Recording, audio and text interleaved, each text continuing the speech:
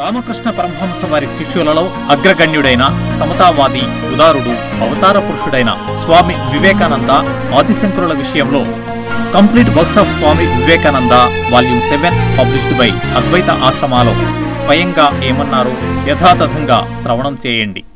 శంకరుల మేధస్సు రేజర్ వలె పదునైనది.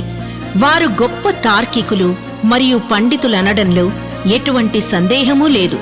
కాని వారికి పెద్దగా ఉదారత ఉండేది కాదు. వారి హృదయమూ అటువంటిదనే అనిపిస్తుంది. అంతేకాక పూజారుల వర్గానికి చెందిన దక్షిణాది బ్రాహ్మణుని వలె తాను బ్రాహ్మణుడనైనందుకు వారు ఎంతో గర్వించేవారు. ఒక బ్రాహ్మణుడు పొందే పరమోత్కృష్ట జ్ఞానాన్ని ఒక బ్రాహ్మణేతరుడు పొందలేడని వేదాంత సూత్రాలపై తాను రచించిన వ్యాఖ్యానాన్ని వారు సమర్థించుకున్నారు. అది ఎంతో చిత్రమైన తర్కం.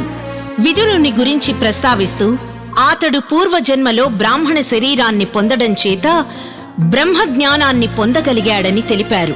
అయితే ఈ రోజుల్లో శూద్రుడెవరైనా బ్రహ్మజ్ఞానాన్ని పొందగలిగితే శంకరాచార్యుల వారి వాదనను అనుసరించి ఆ శూద్రుడు పూర్వజన్మలో బ్రాహ్మణుడై ఉంటాడని, ఆ కారణం చేతనే బ్రహ్మజ్ఞానాన్ని పొందాడని భావించవచ్చునా?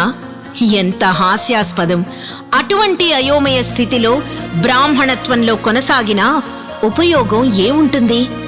ఇక 3 ఉన్నత కులాలకు చెందిన వారికి వేదములను అధ్యయనం చేసేందుకు, బ్రహ్మజ్ఞానాన్ని పొందేందుకు అర్హత ఉన్నదని వేదాలలో తెలుపబడింది. ఇది వాస్తవం కాదా?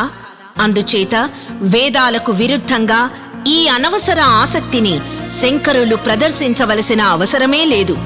ఇక వారి హృదయం గురించి చెప్పాలంటే, తర్కంలో ఓడిపోయిన కారణంగా వారు ఎందరో బౌద్ధ సన్యాసులను సజీవంగా దహనం చేశారు. అలాగే ఆ బౌద్ధ సన్యాసులు కూడా ఎంత అవివేకులు, ఎంత వెర్రివాళ్లంటే, తర్కంలో ఓడిపోయామన్న అతి చిన్న కారణానికే వారు ఆత్మాహుతికి పాల్పడ్డారు.